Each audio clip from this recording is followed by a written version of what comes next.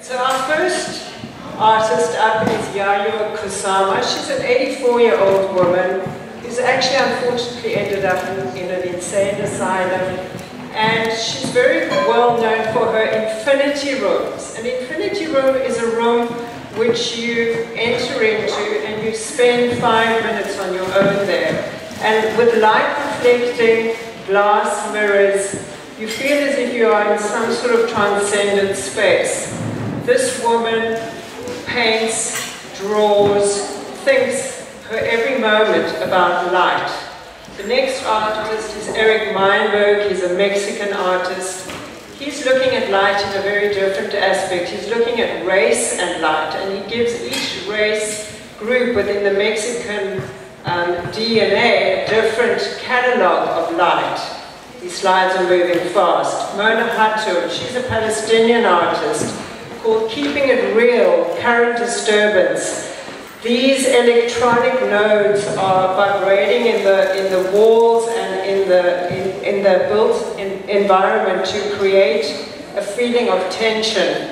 This incredible lantern she has created with the dialogue of children and also soldiers and what it must feel like in a children's room where your environment is constantly threatened. Here is at our local Stellenbosch, Combase is what it's called, and it's a light made out of paper plates. Beautiful, easy to make. I invite you to make a light like that in your spare time. Our next artist, Jewish American Ben Rubin, it's called Listening Post. He uses light installation, he also uses sound and internet and data to create what it is that he would like to be told, which is normally about media, it's about news, it's about old archiving of facts. He uses architecture, he projects it onto huge screens and pulses the living environment with these time slots of information.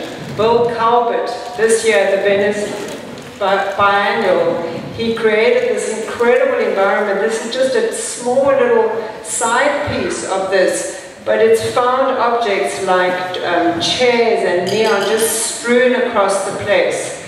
Farida Lashai, an Iranian artist, died this year. Her work uses light, she uses a spotlight, she uses images of the moon, uses images that are shone from behind to disclose what it's like just to be alive in this time. Nick Vesey, he's exposing the invisible. You may have seen him on TED Talks. He is an X-ray artist. He takes the mundane, he X-rays the mundane like a bus, and X-rays it and puts it onto footage.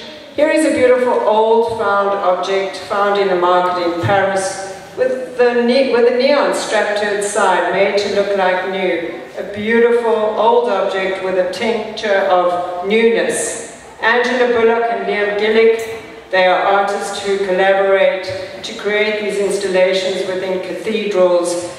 We normally associate cathedrals with stained glass. Here is a cathedral with a light installation that reminds us of the sky, of the night sky.